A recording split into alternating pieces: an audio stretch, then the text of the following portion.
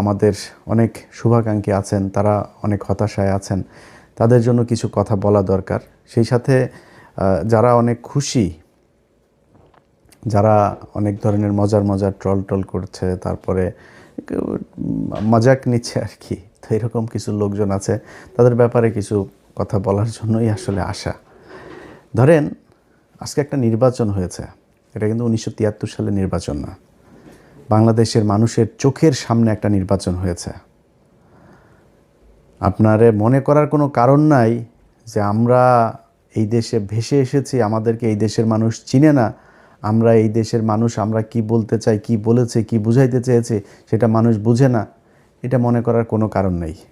চোখের সামনে যা হওয়ার হয়েছে, যেটা হয়েছে, আজকে যেটা বলছি কালকে সেটাই বলবো, আগেও সেটাই বলেছি, ওই জায়গাতেই থাকবো। আপনার মনে করে লাভ নাই যে কালকে তারেক রহমানরে যারা গালাগালি দিয়েছে, লন্ডনে আছে, চেনে না, এখানে বসে আপনার এই বিরিয়ানির দোকান থেকে টাকা খায়া তারপরে তারা এখন যায়া এই ফেসবুকে পোস্ট মারে, নানান ধরনের মজা টজা করে। আরে বেটা, জামাত ইসলাম ফেল করেছে না পাশ করেছে, এটা দিয়ে আমার কোনো লাভও হবে না, আমার ব্যক্তিগত কোনো লসও হবে না, এই দেশের ক্ষতি হয়েছে। চোর, বাটপার, দুর্নীতিবাজ এরা যদি দেশ চালায়, সেই দেশ কোনো দিন ভালো চলবে না। অনেক মানুষই অনেকেই বলেন যে ভাই আপনি সরাসরি কেন বিএনপির বিরুদ্ধে হঠাৎ করে গেলেন, আপনি তো বিএনপির লোকই ছিলেন। ভাই আমি আওয়ামী লীগের সময় আপনাদেরকে একটা জিনিস বলেছি, আমার কিন্তু ভাই দুর্নীতি নিয়ে কোনো সমস্যা না। এই যে বিএনপিতে দেখেন না, আপনারা লেখা দিলাম যারা অনেক মজা টজা করছেন না, অনেক খুব ভাবসাব নিচ্ছেন, এমপি হয়েছেন, এবারটা এমপি হওয়ার উদ্দেশ্যটা কী রে তোর? তুই চুরি করার জন্য, জাস্ট চুরি করার জন্য এমপি হয়েছিস, উপর শ্রেণীর এই চোর। তোর সন্তান একটা এমপি, চোখ বন্ধ করে বলে দিবেন বিএনপি কিংবা আওয়ামী লীগের, চোখ বন্ধ করে বলে দিবেন ও যদি এমপির ছেলে হয় ও চোর। ওর পেটের মধ্যে পাড়া মারলে চুরির টাকা বের হবে, চুরির ভাত বের হবে, খাবার বের হবে, ও যে গাড়ি চড়ে সেটা চুরির টাকার, এই বাংলাদেশের জনগণের চুরির টাকার ইয়ে। ওর বাপ এত টাকা বেতন পায় না যে ছেলেরে অস্ট্রেলিয়া, ইউকে, ইউএসএ সেখানে নিয়ে পড়াশোনা করায়। সব এমপিদের ছেলেমেয়েরা বিদেশে পড়াশোনা করে, সবার, একজনও বাদ নাই। কিছু হইলেই তারা বিদেশে টাকা পয়সা কেমনে পাঠাবে, পোলাপাইনরে কেমনে বিদেশ পাঠাবে, আর পাতলা পায়খানা, হাঁচি কাশি যাই হোক, তারা সিঙ্গাপুর, থাইল্যান্ডে গিয়ে ট্রিটমেন্ট নেবে। এটা কমন জিনিস। টাকাটা কোত্থেকে আসে? তোরা চোর, বাংলাদেশে এই চুরি করে তারপরে রাজনীতি করে, কিন্তু এটা নিয়ে কিছু বলতাম না, কারণ চুরি করে আপনি যদি নাকি এখন থামাইতে যান, এটা থামাইতে পারবেন না, বা এটা একদম ইস্টাবলিশ হয়ে গিয়েছে যে এরা চুরি করবেই, এটা এইভাবেই চলবে। কালকে একজনকে আমি বলছিলাম যে কোনো এক পুলিশ অফিসারের আপনার সাথে কথা হচ্ছিল, আমি তার বললাম যে ভাই, ওনার সাথে কথা বলার সময় ভাবি আবার পাশে থেকে বলছে যে ভাই কী অবস্থা, সেই মাঝে মধ্যে কথা টথা হয়। তা আমি ভাবি সালাম, এই ভাই তো ভোটটা দিবে না, দাঁড়িপাল্লায় আপনি কিন্তু দিবেন। তো উনি এই ইয়েরে বলল, ওনার হাজব্যান্ড আমার আবার বলল যে কয় ভাই আমরা দাঁড়িপাল্লায় ভোট দিতে পারবো না, এটা আমাদের এই উপরের একটা হয়েছে, সিদ্ধান্ত হয়েছে যে আমরা এই দাঁড়িপাল্লায় ভোট দেবো না, ধানের শীষ। আমি বললাম ভাই কেন এটা এত হইলেন? কয় না ভাই আমরা এটা যদি তার দাঁড়িপাল্লা যদি আসে তাইলে আমাদের সমস্যা হবে। মানে বুঝছেন তো, ওই ঘুষ খাবে, ওইটা ও একদম এই মাইন্ডের ভিতরে, মাথার ভিতরে ঢুকিয়ে রেখেছে যে ও ঘুষ খাইয়েই মরবে, ওর ঘুষ দিয়েই চলতে হবে, ও সৎ হবে, এই চিন্তাভাবনা ওর মাথার ভেতরে নাই। এর নাকি তার আরও ঊর্ধ্বতন কিছু অফিসার সহ নাকি তারা এই করেছে, না জামাত ইসলামরা আসতে দেওয়া যাবে না। এই হয়েছে গিয়া মানে বাংলাদেশের অবস্থা। এই জায়গা থেকে আপনি রাতারাতি চলে আসবেন, এটা সম্ভব না। এরা করে, আরে বাবারে বিএনপি এসেছে, বিএনপি, তোর সমস্যা কি? তোর লাভটা কি? ধান্দাবাজি করবি এখানে বসে বিরিয়ানির দোকান থেকে টাকা খাইতি, এখন ওইখানে যায় বাংলাদেশে যায় 5 স্টার হোটেল, ওই যারা টেম্পু থেকে টাকা টুকা উঠাবে ওদের কাছ থেকে তোরা চান্দা নিয়ে খাবি। এটাই তো একটা টেলিভিশনে যায় না বসবি, এরপরে ওইখান থেকে বসে তারপরে ধান্দাবাজি করবি বিভিন্ন জায়গায়। তোর এই যে এমপির কাছে যে এলাকার পোলাপান যে যায় টাকা পয়সাগুলি দেয়, এটা কিসের টাকা? যে ভিক্ষা করে ওর টাকাও তোদের পেটে যায়। এই যে এমপিদের পোলাপান যারা আছিস, তোদের পেটের মধ্যে ভিক্ষা করে ফুটপাতে বসা ল্যাংরা খোরা যেসব মানুষ, যাদেরকে আল্লাহ কোনো না কোনো কারণে প্রতিবন্ধী বানিয়েছেন, এরা হালাল ইনকাম করে, ভিক্ষা হালাল, কিন্তু খুব নিম্নমানের হালাল, কিন্তু হালাল, এটা হারাম না। সেই মানুষের টাকা তোদের পেটে আসে, কারণ ওই যে ভিক্ষা করে না, ওরা কিন্তু চাঁদা দেয়, চাঁদা না দিয়ে কেউ বসতে পারে না। এই চাঁদার এই টাকাও তোদের পেটে। সো এমপি দিয়ে তোরা এই এমপি হয়েছিস, এই আবার ভোট চুরি করে এত খুশি হয়ে তারপরে এত ভাল লাগে কথা বলতে। আরে বাবারে বাবা, মনে হয় বিরাট একটা ব্যাপার, বা কি ভাই কী হইলো, আরে বাবা বিশাল ব্যাপার। কি করবি? চুরি করবি? কোনো ভালো উদ্দেশ্য আছে? একজন এমপি বল আমার, বিএনপির একজন এমপি আছে যার কিনা উদ্দেশ্য আছে আসলে দেশের এই করা, দেশের সেটা মারা? এরা এই যে কথা বলে দেশের মানুষের জন্য কিছু, আল্লাহর পর সালারা, তুই মানুষের জন্য যদি কিছু করতে চাইতি তো সম্পত্তি কমে? কোনো এমপির সম্পত্তি কমে জীবনে কোনো দিন? ওই এমপি হইলে ওর যদি 5 কোটির মালিক হয়, পরের বছর এই হলফনামার মধ্যে যাই করে। এই হইল গিয়ে অবস্থা। এই হলফনামাটা নিয়েও এই ইউনূসের সরকার এই শয়তানি করেছে। আওয়ামী লীগের সময় হলফনামাগুলো অনলাইনে দেখা যাইতো। কয়দিন আগে এই নির্বাচন কমিশন আসার পরে হলফনামাগুলো সব বন্ধ করে দিয়েছে। বন্ধ করেছে কেন জানেন? 2018 সালে এইবারের অনেক বিএনপির প্রার্থীদের হলফনামা ওইখানে ছিল। ওই সম্পত্তির হিসাব এই 1.5 বছরে তো মিলবে না। এই 1.5 বছরে তো এক একজন আঙুল ফুলে কলা গাছ হয়েছে, এগুলো তো মিলবে না। তো না মিললে কি হবে? না মিললে তাইলে দেখে ফেলবে, বুঝে ফেলবে।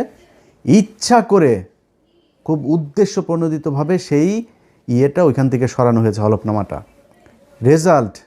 রেজাল্টটার আমি যখন কিনা 12টা পর্যন্ত আপনাদের করলাম, ঘুমাইলাম, তখন পর্যন্ত আপনাদেরকে আমি সব শেষ ইয়েতে লাইভে বলেছিলাম যে প্রথমে চারিদিক থেকে দাঁড়িপাল্লা রেজাল্ট আসা শুরু করেছে।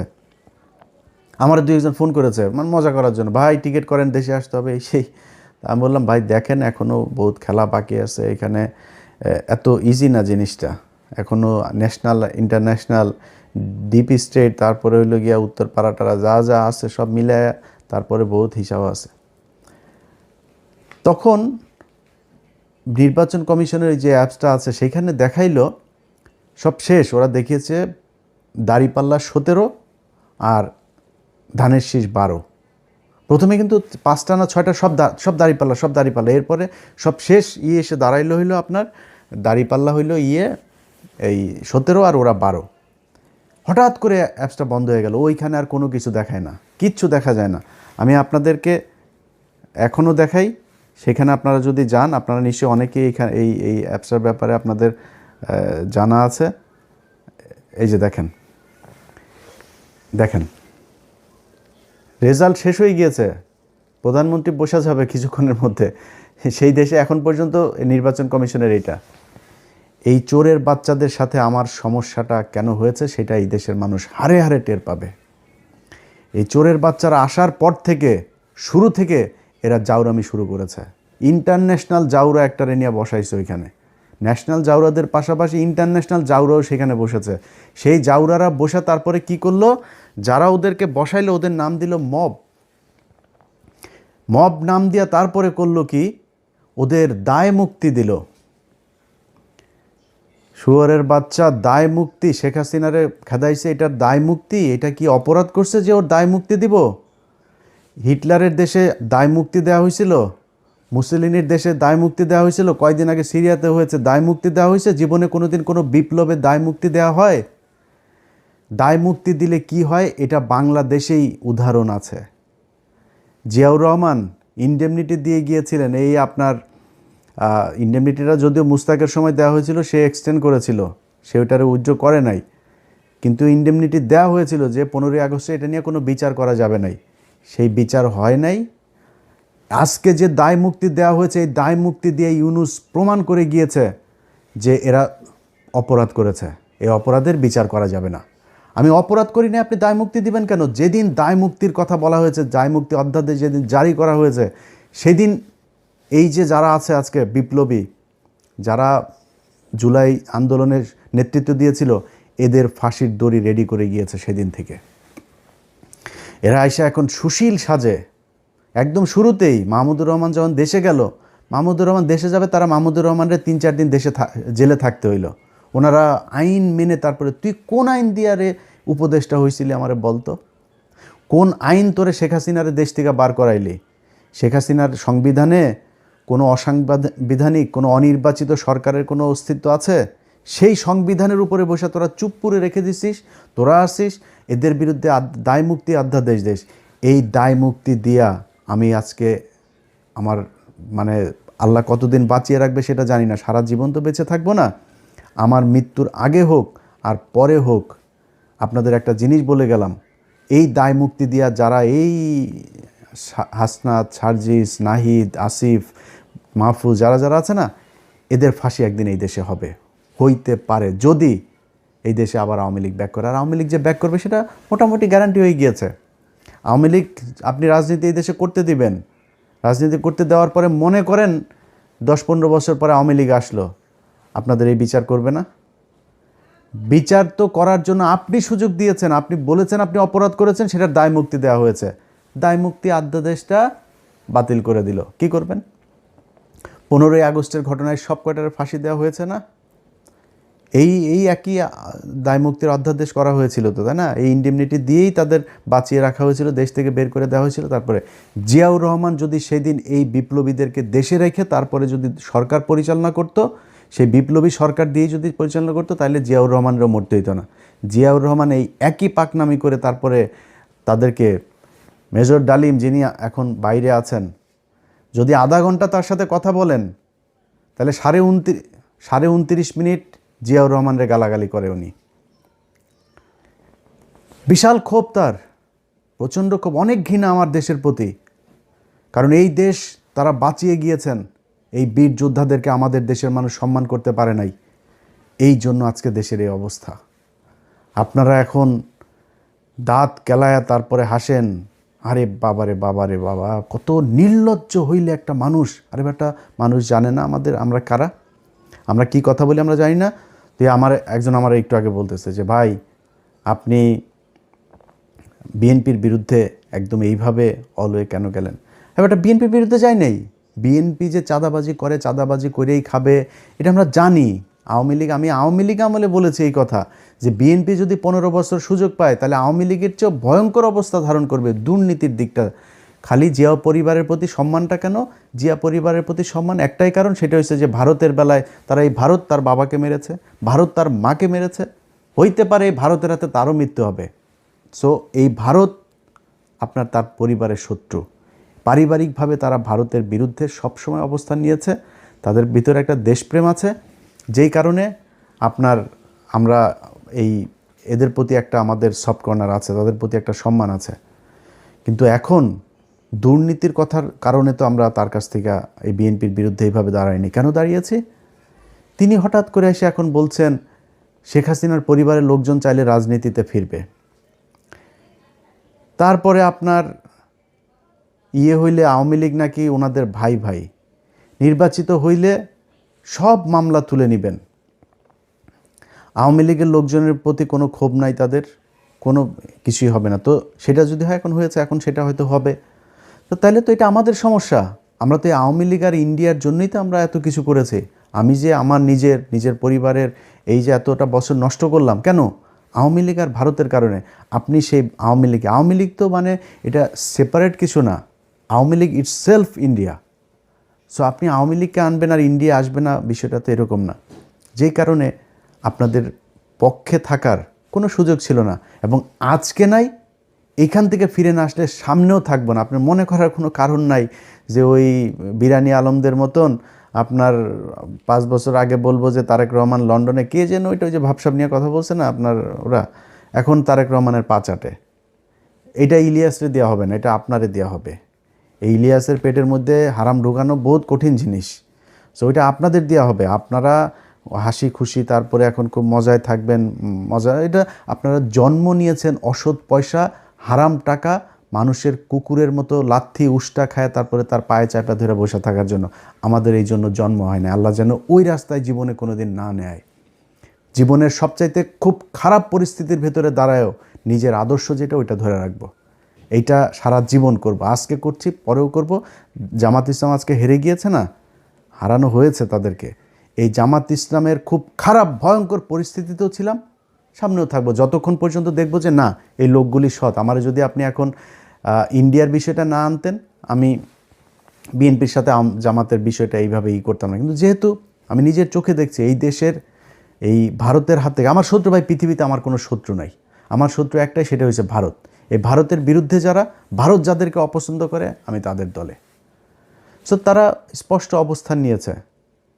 তারা সরাসরি বলেছে যে খালেদা পুত্র ভারতের সাথে সমঝোতা করে দেশে ঢুকেছে। তাদের পত্রিকা নিউজ করেছে। এই কয়েকদিন আগে তাদের এক মিলিটারি অফিসার, খুব ঊর্ধ্বতন অফিসার, রিটায়ার্ড, সে বলেছে যে যেদিন বলেছে যে দিল্লি না ঢাকা, ঢাকা ঢাকা, দিল্লি না পিন্ডি, ঢাকা ঢাকা ঢাকা, এই ঢাকা না পিন্ডি, ঢাকা ঢাকা, এটা যেদিন বলেছে সেই দিনই বিএনপি শেষ হয়ে গিয়েছে। সেদিনই বিএনপি ভারতের পক্ষে চলে এসেছে। রিটায়ার্ড অফিসার বলেছে এই কথা। তো এর মানে হলো কি যে আপনার ভারতের সাথেও তাহলে নিশ্চয়ই কিছু একটা হয়েছে, আমরা তো সেটা এখনও জানি না সেই ঘটনা কি হইলো, আসলেই কি। তো এই জিনিসগুলি আমরা দেখলাম সেই শুরু থেকে এখন পর্যন্ত। তো দেখে একটা নির্বাচন হইল, এবং সেই নির্বাচনের মধ্যে যদি নাকি মিনিমাম আপনাদের লজ্জাবোধ থাকতো বা সততাবোধ থাকতো, তাহলে নির্বাচন শুরু হওয়ার আগের থেকে 2 মাস ধরে যখন এই যে মানুষগুলোকে আপনার করা হচ্ছে, হুমকি দেওয়া হচ্ছে, ঘর থেকে বের হইতে পারবি না, ঘর থেকে বের হইলেই কিন্তু পা ভেঙে দেওয়া হবে, ভোট কেন্দ্রে ধানের শীষের লোক ছাড়া কাউকে যেতে দেওয়া হবে না, এই এই এই হুমকিগুলো দিয়েছে না। এই হুমকি দেওয়ার পরে বিএনপি থেকে কোনো ব্যবস্থা নেওয়া হয়েছে? তারেক রহমান দেশে যাওয়ার পরেও কোনো ব্যবস্থা নেওয়া হয়েছে? কিছুই করা হয় নাই। তাহলে ঘটনাটা কি দাঁড়াইলো? ঘটনা দাঁড়াইল আপনারা এরকম একটা নির্বাচন করেই ক্ষমতায় আসতে চেয়েছেন। সো এত ভাব মারার কিছু নাই তো। চুরি করে এসেছেন ক্ষমতায়, চুরি করে ক্ষমতায় দেখেন থাকেন। আল্লাহ যা করে ভালোর জন্য করে। যদি নাকি মনে করেন যে এই সামনের দেশ চালানোটা এত সহজ হবে, এত সুন্দর এক দেশ আপনাদের জন্য রেখে গেল এই বালের সরকার একটা, এটা মনে করার কোনো কারণ নেই। প্রতিটা পদে পদে টের পাবেন। আপনার যেই ভালোবাসার সাংবাদিকরা আপনাদের এখন আছে, সেই সাংবাদিকরাই বুঝাই দিবে, এরাই বুঝাই দিবে আপনাদেরকে কি জিনিস তারা। তারা সেই হাসিনার পাচাটা কুকুরগুলো এখন ওইখানে বসে আছে। তারা এখন আপনাদের খুব বিপদে পড়ে তারপরে পাটা চাটছে। কয়দিন পরে পা দুইটা ধাপ করে সরাই দেওয়ার পরে বিচিতে ধরে টান দিবে। বলে গেলাম এটা। তো এই হচ্ছে নির্বাচনের সার্বিক অবস্থা। আপনাদের যদি আমি চ্যানেল 24-এর ইয়েটা দেখাই, আপনারা দেখেছেন গণমাধ্যমের আজকের ভূমিকা। তারা প্রথম অবস্থায়, আমি সব শেষ ইয়েটা যখন করলাম, লাইভটা যখন করলাম, ধরেন তখন বাজে কয়টা, বাংলাদেশ সময় দুপুর 12টা বাজে। ওই সময়টাতে দেখেন তারা কি করলো, নিউজ করছে শুধু বিএনপির, শুধু বিএনপির। আরে আমার তো মানে মূল ছিল যে খবরটা জানা, যে চুয়াডাঙ্গার অবস্থাটা কি, যে চুয়াডাঙ্গায় কতজন এই শরীফের বিরুদ্ধে যে দাঁড়িয়েছে মাসুদ পারভেজ রাসেল, তার কী অবস্থা। ওনার আবার ওইখানে আমার কিছু সম্পৃক্ততা আছে, যেই কারণে আমার এটা নিয়ে খুব আগ্রহ ছিল। রাত 12টার ভেতরে উনি রেজাল্ট পেয়েছেন। মানে এই রেজাল্ট পাওয়ার পরে সেই মাসুদ পারভেজ রাসেলের নিউজ হয়েছে হলো চ্যানেল 24-এ এখন থেকে 2 ঘন্টা আগে। তারপরে ওইখানে ছাড়াও গত 3 ঘন্টার মধ্যে আপনি যদি নাকি রেজাল্টগুলো দেখেন এখন বেশিরভাগ জামাত যাচ্ছে। দেখেন রাজশাহী 4 আসনে আব্দুল বারী সরকার, তিনি 1,15,000 পেয়ে বিজয়ী হয়েছেন। তারপরে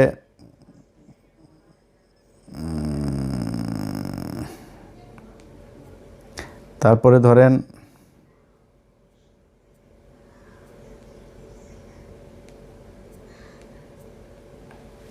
আচ্ছা, অ্যাডভোকেট রুহুল আমিন চুয়াডাঙ্গা 2 আসন থেকে বিজয়ী হয়েছেন। তারপরে হইল গিয়া রাজশাহী 1 আসনে বিজয়ী হয়েছেন মোহাম্মদ মুজিবুর রহমান, 1,71,000 ভোট পেয়েছেন। মোহাম্মদ আফজাল হোসেন কুষ্টিয়া 4 আসনে পেয়েছেন, 2 ঘন্টা আগের নিউজ। কুষ্টিয়া 3 আসনের বিজয়ী হয়েছেন মুফতি আমির হামজা। তারপরে ঢাকাতে দেখেন, ঢাকাতে এই খবর তারা বহু আগে পাইতো। ঢাকার রেজাল্ট বেরোতে কেন এত সময় লাগবে? আতাউর রহমান বাচ্চু নড়াইল 2 আসনে পেয়েছেন দাঁড়িপাল্লা। তারপরে আপনার নামগুলো মনে রাখেন। তারপরে দাঁড়িপাল্লার অধ্যক্ষ আব্দুল হালিম বাগেরহাট 4 আসনে পেয়েছেন। তারপরে বাগেরহাট 2 আসনে বিজয়ী হয়েছেন শেখ মঞ্জুরুল হক রাহাত ভাই। ঢাকা 5 আসনে দাঁড়িপাল্লা বিজয়ী হয়েছেন। দেখেন ঢাকা 5 আসনে কেন এখন রেজাল্ট আসতে হবে? 3 ঘন্টা আগে রেজাল্ট দিয়েছে সিরাজগঞ্জ 4 আসনে রফিকুল ইসলাম ভাই। তারপরে হইল গিয়া ওই যে হাবিবুর রহমান নামে বাটপার আছে যে একটা, এই বাটপার ফেল করেছে আবু তালেব মণ্ডল ভাইয়ের কাছে পাবনা 4 আসনে। তো এনারা এই খবরগুলো এখন দিচ্ছে।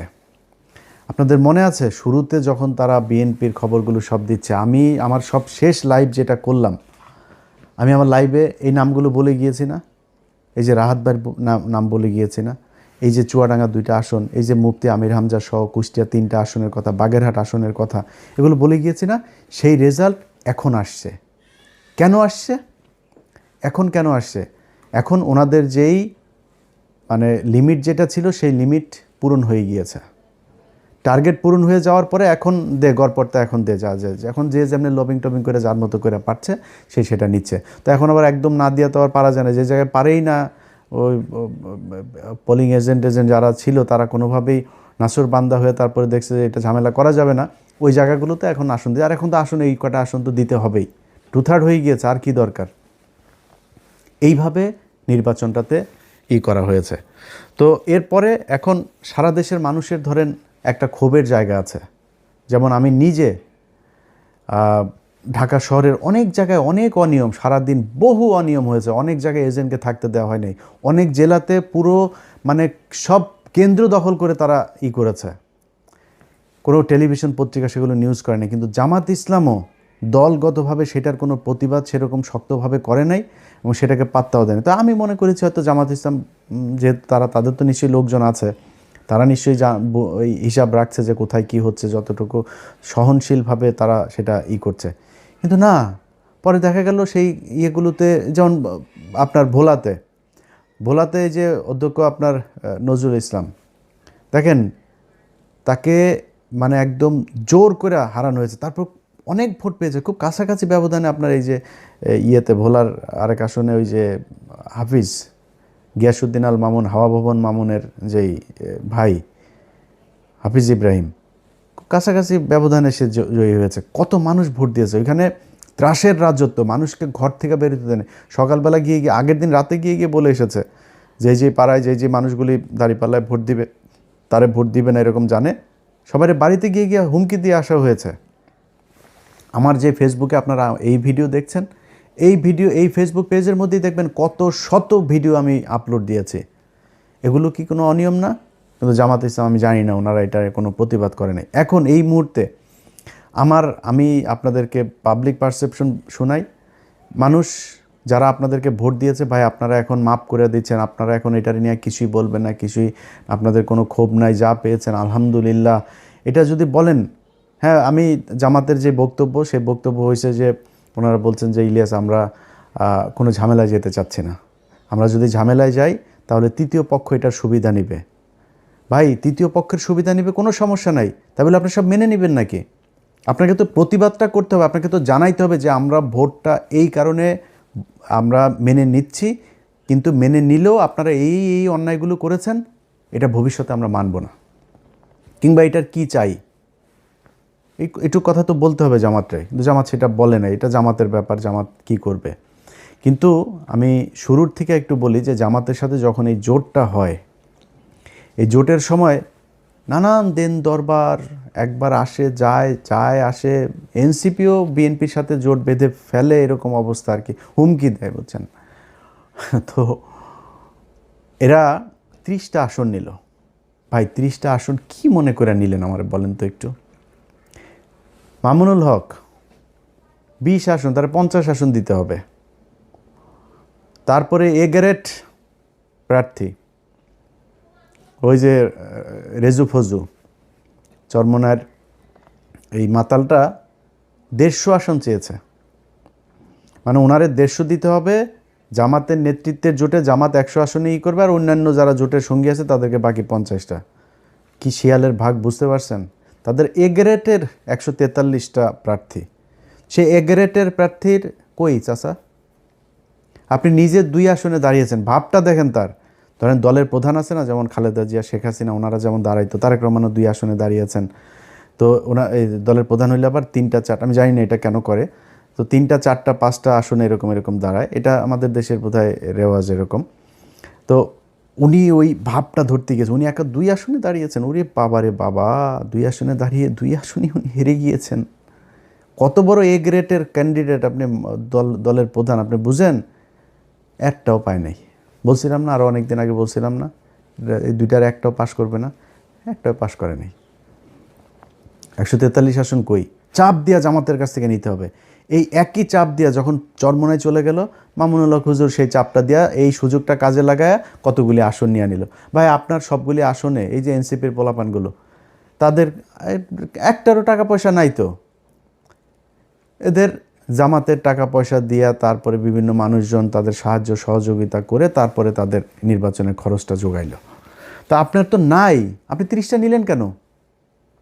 এদের অনেকেই আছে যারা টাকার অভাবে অনেক সমস্যায় পড়তে হয়েছে।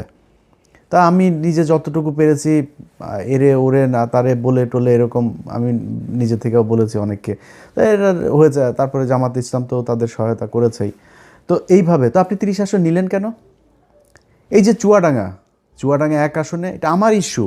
আমি এই শরীফকে নিয়ে 15 মিনিটস করেছিলাম। বিশাল চাঁদাবাজ, ধর্ষক, একটা মেয়েকে ধর্ষণ করে তারে ভুয়া বিয়ে করে তারপরে শারীরিক সম্পর্ক করে মেয়েটারে তারপর ছেড়ে দিছে। সেই মেয়েটা যখন তারা চাপ দিছে, তারে মাদকের আসামি বানায় জেলখানা, এখনও জেলে আছে সেই মহিলা। সেই মহিলা একজন বিএনপির কর্মী, তার ভাই বিএনপি আওয়ামী লীগের সময় অনেকবার জেল খেটেছে, অনেক নির্যাতন সহ্য করেছে, অনেক মামলা আছে তার নামে। সেই ছেলেটার বোনটাকে আপনার, ওর বোনটাও জামাত এই বিএনপি করতো, একই সাথে রাজনীতি করতো, গান গায় মহিলা। সেই গানের শিল্পীটাকে আপনার জেলখানায় নিয়ে রেখে দিয়েছে, এখনও সে জেলে। এগুলোর কারণে আমি বিএনপিকে, আমি তারেক রহমানকে বলেছি, বিএনপির সর্বোচ্চ নীতি নির্ধারণীর কাছে আমি এই চুয়াডাঙ্গা 1 আসনের এই প্রার্থীর, আমি কোনো নির্দিষ্ট কোনো প্রার্থীর কথা বলি না, বলছি এরে সরান। এটা নিয়ে বিএনপির সাথে এবার আমার প্রথম ঝামেলার শুরু। ওমা 5 দিন পরে তারে মনোনয়ন দিয়েছেন। এত ঘাটতারামো করা তো ভাই ভালো না, তাই না? তার মান দিয়া তারপরে কি করেছেন এখন দেখেন অবস্থা। এইখানে জামাত ইসলাম চেয়েছিল মোল্লা ফারুক নামে এক ছেলের দিতে। এর না আছে এলাকায় কোনো প্রভাব, না আছে কোনো ভোট, না আছে পরিচিতি, কিছু নেই, ঢাকায় থাকে। সে যায় আক্তারের বন্ধু, এই জন্য তারা জামাত ইসলাম দিবে। আমি জামাত ইসলাম বলছি যে ভাই এটা দিতে হবে, এটা আমার আসন, আমারে দিতে হবে, এটা আমি চাইলাম। আমি চাই নিয়ে তারপরে এই অ্যাডভোকেট মাসুদ পারভেজ রাসেলকে এটা করেছি যে আপনি নির্বাচন করবেন। বিশাল ব্যবধানে জিতেছে সেখানে চুয়াডাঙ্গা 2টা আসনই জামাত পেয়েছে, সেখানে নিয়ে দেওয়া হলো। ওখানে যদি ওই ছেলের দেওয়া হইতো 100% সে হারতো। আমি আলেম সাহেব নাম বলে আর চাকরি হারাইতে চাই না, আলেম সাহেব আপনার জোটের সঙ্গী বিএনপির প্রার্থীর কাছ থেকে মাত্র 1 কোটি টাকা নিয়েছে। 1 কোটি টাকা নিয়ে সিট বেঁচে দিয়েছেন তিনি। ঠিক আছে ভাই আপনি করেন, আমি আমার মতো চুপচাপ থাকবো। এই হইল অবস্থা। তো আপনারা এই যে এতগুলো আসন নিয়ে তারপরে জামাত ইসলামের এটারে নষ্ট করলেন, এটা করা তো ভাই ঠিক হয় নাই। এটা করাতে আপনারও ক্ষতি হয়েছে, তাদেরও ক্ষতি হয়েছে। এই যে আজকে মামুনুল হক তিনি আপনার করছে, এই কান্নাকাটি করছেন, এখন তারে জোর করে করছেন। ভাই আপনার তো লোক নাই। আমি ঢাকা শহরের মতো জায়গায় অনেক জায়গায় শুনেছি যে মানে বেশিরভাগ সব জায়গাতেই 3জন 4জন করে তাদের লোক, এখানে এদের 1জন লোক, কোথাও লোকই নাই। তাদের বাইরে বুথ করা হয়েছে 3টা 4টা বুথ, তাদের বুথের ভেতরে পানি টানি খাবার টাবার বিরিয়ানি টিরানির অভাব নাই, আর শিবিরের ছোট্ট একটা বুথ। এইভাবে নির্বাচন করেছে। আপনার তো লোক নাই, আপনি যে দাঁড়াইলেন, আপনার কিছু টাকা পয়সা লাগবে না, আপনার লোকজন লাগবে না যারা কিনা সবগুলো কেন্দ্রে পাহারা দিবে, এটা পারেন নাই, যে কারণে সমস্যা হয়। সব জায়গায় ছড়ায়া ছিটায় না করে 2টা আসন নিতেন, 5টা আসন নিতেন, নিয়ে আপনার লোকগুলির সব এই 5 আসনে কাজে লাগাইতেন, তাহলে রেজাল্ট পাইতেন। আপনি তো করেন নাই সেটা। আপনাকে মানুষ ভোট দিয়েছে, ভোট আপনারে দেয় নাই, ভোট এই ধানের শীষের বিরুদ্ধে মানুষ ভোট দিয়েছে। এবার নৌকারে যেভাবে ঘৃণা করেছে, এবার ধানের শীষে 1.5 বছরে মানুষ ওই ঘৃণা করেছে, করে আপনাদেরকে ভোট দিয়েছে। এই দেশের মানুষের দোষ দেওয়া লাভ নাই। আপনাদের ভোট দিয়েছে, আপনারা সেই ভোট গণনা করে সেই রেজাল্টটা আপনারা ঘরে আনতে পারেন, এটা আপনাদের ব্যর্থতা। তারপরেও মন্দের ভালো হইল, এই দেশের মানুষ ভালো আর মন্দের মাঝখানে যেই দেয়াল, সেটা তারা চিনতে শিখেছে। যারা কিনা ভাবসাব মাইরা এখন মনে করেন ইনমিন কইরা তারপরে পারফিউম মেয়েরা সরকারি গাড়ি নিয়ে সংসদে যাবে, ভাই পেটটার মধ্যে, আপনার বাচ্চার পেটটার মধ্যে পাড়া দিলে ঘুষের টাকা, চুরির টাকা, পাবলিকের চুরির টাকা নিয়ে আপনার ঘরে। তো ভাব ছুতান কেন? আপনারা চুরি করে তারপরে এমপি হইছেন, চোরের মতো থাকবেন। তো ভাব মারার কিছু নাই। তো এই চোরেরা যে চোর, সেটাও বাংলাদেশের মানুষ দেখেছে, আপনাদেরকে দেখায় রাখলাম। একটু নিজের ছোট মনে হয় না? যারা মনে করে বোধহয়, আমি আমার ইয়েতেও দেখলাম, আমার এই কি বলে ফেসবুকের লাস্ট যে পোস্ট ছিল সেখানে আমি দেখলাম অনেকে কমেন্ট করেছে, কিরে তুই কই হারাই গেলি কেন? এ বেটা আমি কি চুরি করছি? আমি চোর? আমার পেটে ঘুষের টাকা, আমার পাশে পেটের মধ্যে চুরির টাকা। তোর তোর বাচ্চাদের পেটের মধ্যে এখন সরকারি গমের টাকা যাবে, সরকারি চালের টাকা যাবে, ভিজিএফ কার্ডের টাকা যাবে, ফ্যামিলি কার্ডের টাকা যাবে তোর সন্তানদের পেটের মধ্যে। তোরা খাবি এগুলি। আমি কেন লজ্জা পাবো রে? আমার লজ্জা পাওয়ার কি আছে? আমার মানুষ ভোট দিয়েছে, তোরা চুরি করেছিস, ভিডিও আছে সব জায়গার। মনে করেন যে আপনারা এখন ওনারা বলতে পারে যে ভাই সব জায়গাতে হয় নাই, সব জায়গাতে হয় না, এটা আপনারা বললো আগে। প্রতিটা আসনে হয়েছে, ইচ অ্যান্ড এভরি কনস্টিটিউয়েন্সি, কিন্তু যেটা হয়েছে কোনো জায়গায় কম হয়েছে, বেশি হয়েছে। এখন আপনি মনে করেন যেই জায়গাগুলোতে আপনারা করলেন, দেখলেন, আপনার দল থেকে বলা হয়েছে যে এই জায়গায় আমরা চুরি করে জিতছি, ভাই এই জায়গায় চুরিটা একটু বেশি হয়ে গেছে, আরবার নির্বাচন করব, বলছেন নাকি এখন পর্যন্ত? এই যে 2-3 মাস ধরে আপনার হুমকি দেওয়া হচ্ছে, ভোট কেন্দ্রে যাইতে দিবে না, ভোট কেন্দ্রে গেলে হাত পা গুঁড়া করে দিবে, তাদের বলা হয়েছে নাকি এই তোমার দিব না, নির্বাচন করতে দিব না? এই চুয়াডাঙ্গার কালকের দিনের ঘটনা, ভোট চলাকালীন সময়, আমার পেজে যায়েন ভাই, সব আছে এখানে।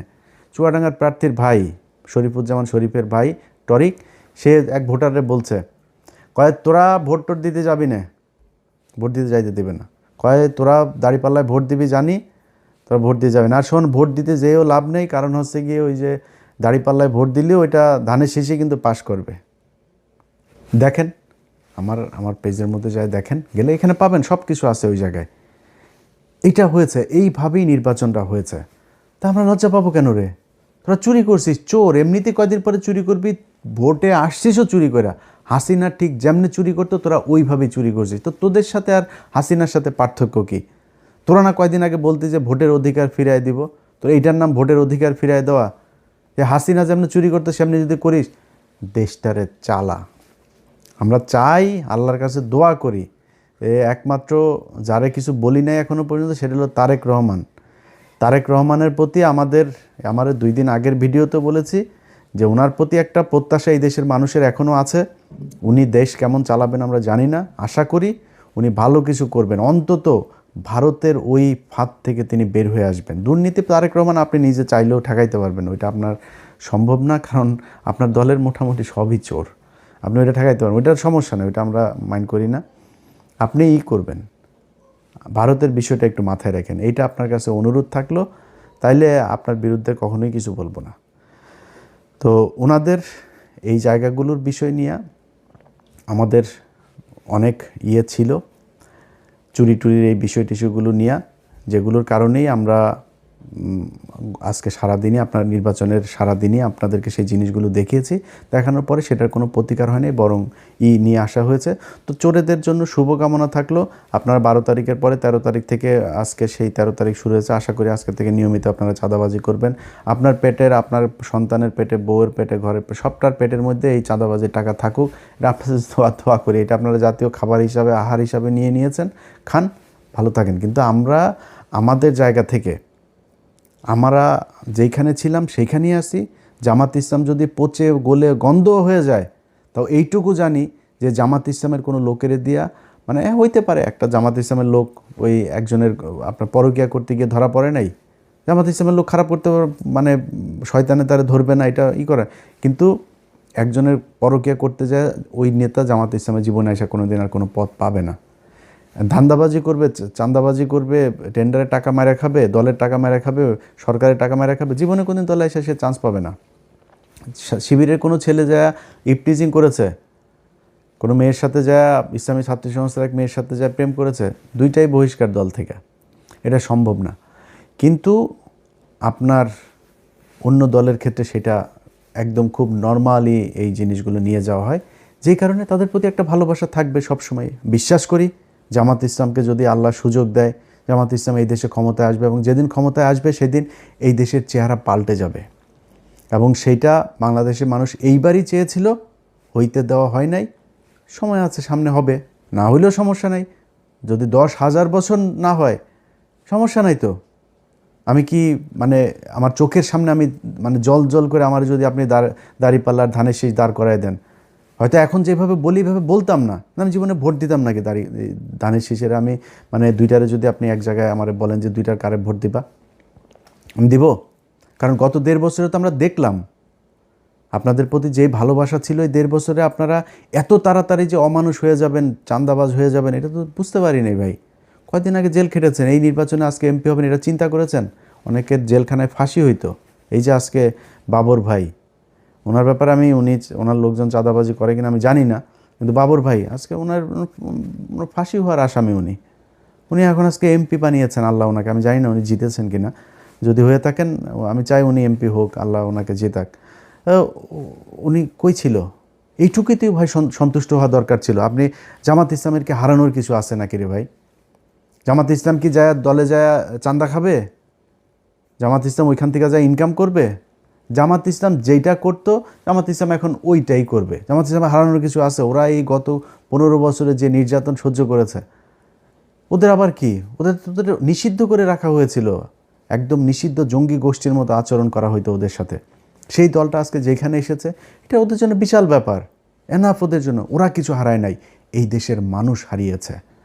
আমার আজকে যদি জিজ্ঞেস করেন যে ভাই আপনার কেমন, আপনার কি সমস্যা, আপনার কি হইলো, আপনি কতটুকু ভাই আপনার তো হয়ে গেল, আমার কিছু লস হয়নি ভাই। আল্লাহর রহমতে আর্থিকভাবে আল্লাহ যথেষ্ট সচ্ছল রেখেছেন, আল্লাহর রহমতে ভালো আছি, আল্লাহ সুস্থ রেখেছেন, হাত পা দিয়ে কাজ করে খাইতে পারি, এটা এনাফ। কিন্তু সমস্যাটা কি হয়েছে জানেন?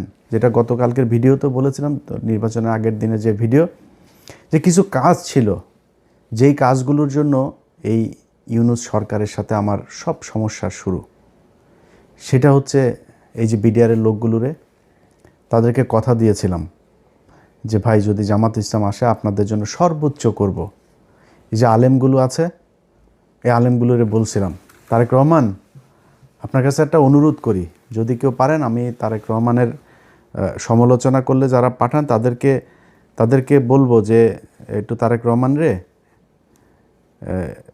ওগুলি না দেখায় এটা ওনারে বললেন যে একটু 2 মিনিটের জন্য একটু খোঁজটা নিতে। আমি জাস্ট আপনাদের ক্লু দিয়ে দেই। দেখেন,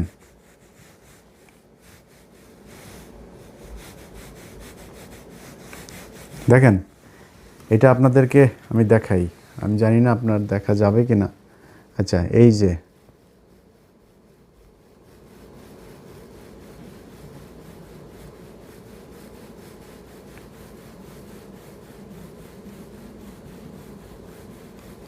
দেখেন কত লম্বা জিনিস। এই জিনিসটা যেটা দেখলেন না, আরও আরও আরও আছে, আরও অনেক আছে, আরও অনেক অনেক অনেক, প্রায় 1,500 মানুষের তালিকা এখানে। এই মানুষগুলো এখনও জেলখানায় আছে। মামুনুল হক হুজুর, আপনি যে আজকে এমপি হওয়ার জন্য যে তোড়জোড়টা করছেন না, আপনি এই জেলখানায় যারা আপনার পা ধুইয়া দিত, নিজের বাসা থেকে খাবার নিলে নিয়ে আপনারে দিয়ে আসতো, আপনার ভোর রাতে উজু করার জন্য যা পানি নিয়ে এসে দিত, সেই মানুষগুলো এখনও জেলখানায় আছে হুজুর। খোঁজ নেন নাই আপনারা। 1.5 বছর আপনি এই আফগানিস্তান ঘুরতে যান, জেলখানার মানুষগুলোরে ছাড়াইতে পারেন নাই। এটার নাম জেহাদও না, এটার নাম ইসলামও না, আপনারা করেন নাই। তো যে 2টা জিনিস বললাম, আমার বাংলাদেশের যত প্রভাবশালী, এটা সেনাপ্রধান হোক আর ইউনূস হোক, আসিফ নজরুল হোক, সবার সাথে আমার গ্যাঞ্জাম বেঁধেছে 2টা জিনিস নিয়ে।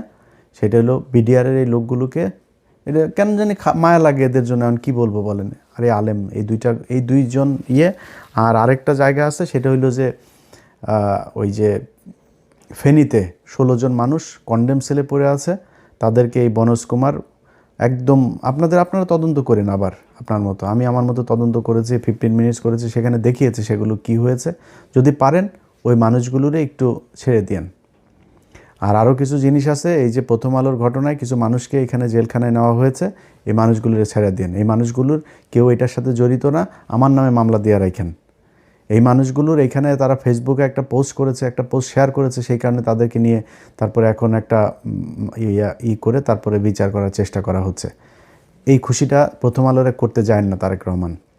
আপনার আজকে যত সাংবাদিকরা আপনার পায়ের নিচে আপনার জিভ দিয়ে তাদের আপনার পা চাটছে, এরা সবাই আপনার বিরুদ্ধে ছিল, সবাই। এখানে এই বাংলাদেশে এমন একজন সাংবাদিক নাই যে সাংবাদিক, আমি সাংবাদিক খুব ছোট একটা সাংবাদিকের আপনার জন্য এই গত 6 বছরে যতটুকু আমি নিজের ক্ষতি করেছি এটুকু কেউ করে নাই।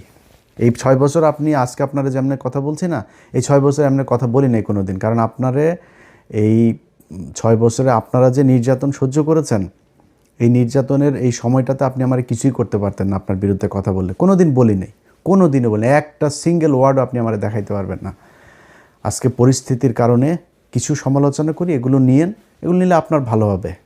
কারণ হলো যে এই যারা আজকে পাঁচাটে, এই পাঁচাটা বাহিনী 2 দিন পরে রাতারাতি বের হয়ে যাবে। আর আরেকটা অনুরোধ আপনার কাছে করে যাই, জীবনে কোনো দিন আওয়ামী লীগকে নিয়ে আসার চেষ্টা করেন না। আওয়ামী লীগকে যদি নিয়ে আসার চেষ্টা করেন, আপনার দল থাকবে না। কেন থাকবে না জানেন? জামাত ইসলাম কিন্তু পেছনে যাবে না। জামাত ইসলাম যেখানে এসছে এখান থেকে সামনে যাবে। আমি এবার একটা খুব কুবুদ্ধি দিয়েছিলাম জামাতের আমিরকে। আমি তাদের বলেছিলাম যে হুজুর আপনি একটা কাজ করেন, আওয়ামী লীগকে নির্বাচনে আসতে দেন।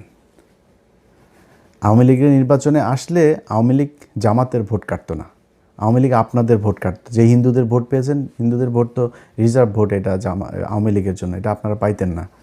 আওয়ামী লীগের নিজস্ব ভোট অনেক পেয়েছেন আপনারা, সেটা আপনারা পেতেন না। আমি এই বুদ্ধিটা কিন্তু দিয়েছিলাম, কারণ আমি জানি যে আপনারা তো করবেনই। আমি তারা বলেছিলাম যে বিচার যাদের নামে আছে, মামলা টামলা আছে, তাদের বিচার করেন, বাট আওয়ামী লীগকে আসতে দেন। সামনে আওয়ামী লীগকে আনতে দিবেন না।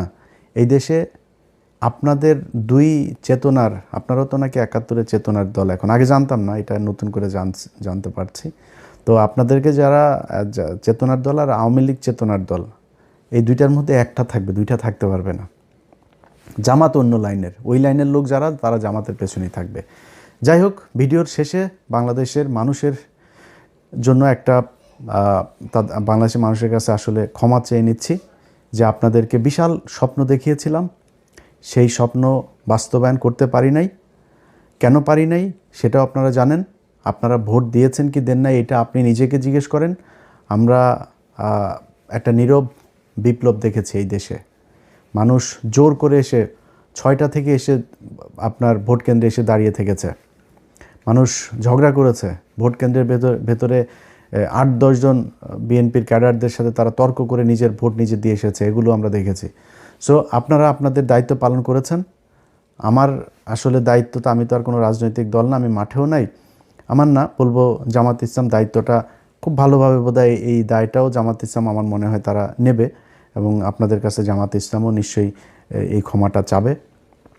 আর জামাত ইসলামের জন্য শুভকামনা থাকলো। তাদের সততা যতদিন আছে, এই সততা নিয়ে তারা বাংলাদেশের মানুষের পাশে থাকবে, এটাই অনুরোধ থাকবে। আবারও সবাইকে শুভেচ্ছা জানিয়ে, ভালোবাসা জানিয়ে, নতুন একটা বাংলাদেশ, যে বাংলাদেশটা অন্তত হাসিনার মতো হবে না, এমন একটা বাংলাদেশ দেখতে চাই। এই বিএনপি তো আজকে হয়তো নির্বাচনের কারণে বিরোধিতা করেছি, তো এই বিএনপি তো আজ থেকে 1.5 বছর আগেও তো তারা আমার খুব আত্মার লোক ছিল, তাই না? এদের মধ্যে অনেক মানুষ এখনও আমাকে ভালোবাসেন। তো তারা দেশ চালাবে, আশা করি হাসিনার মতো সেই জঙ্গি খেলা, সেই ভারতের সাথে স্বামী স্ত্রীর সম্পর্ক, এগুলো যদি না করে, তাদের সাথে সম্পর্ক খারাপ থাকবে না মনে হয়। নির্বাচন যদি আবারও আসে 5 বছর পরে, নির্বাচনী প্রতিদ্বন্দ্বিতা করতে গেলে আবারও জামাত ইসলাম যদি নির্বাচন করে, আবারও জামাত ইসলামের পক্ষেই থাকবে। আগে বলে রাখি, এটা আর মনে করেন আমি আবার বিরিয়ানির দোকানের ওই মাল না, কিন্তু আমি ওই মাল টাকা দিয়ে 2 দিন পর পর পা চাটাইতে পারবেন, আমি ওই জিনিস না। আবার নির্বাচন সামনে আসলে আবার ওই জামাত ইসলামের পক্ষেই থাকবো। যদি এই 5 বছর দেখি আপনারা ভারতের ব্যাপারে সুন্দর পদক্ষেপ নিয়েছেন, করেছেন, তাহলে যে কোনো দিন আবার আপনাদের প্রশংসা করে কথা বলবো, আমার কোনো সমস্যা নেই। আমি কারোর কাছে দায়বদ্ধ না ভাই, জামাতের থেকে বের হয়ে আপনার বিএনপির পক্ষে কথা বলবো, আর জামাত আমার টাকা পয়সা দিয়ে তারপরে আমাকে এই ইয়ে করেছে, তাদের দলে নিয়েছে, তারপরে তার টাকা পয়সা দেওয়ার ওই ফুটেজ বার করে দিবে, ভাই ওগুলি তো করি নাই কারোর সাথে, আপনার সাথেও করিনি, তাদের সাথেও করিনি, কারোর সাথেই করিনি। সো আমি কারোর কাছে দায়বদ্ধ না। আমার একটাই পরিচয়, একটাই, আমি এন্টি ইন্ডিয়ান। ওই জায়গাতে আপনি যখন বলবেন আওয়ামী লীগরে আনবেন, ইন্ডিয়ার সাথে ভালো সম্পর্ক হবে, তারপরে আপনার ইন্ডিয়ান পত্রিকাতে আপনার কি বলে করবে, প্রশংসা করবে, তখন আমি বুঝবো সামথিং রং। তখনই আপনার বিরুদ্ধে আমি কথা বলবো, আদারওয়াইজ সব কিছু ঠিক আছে।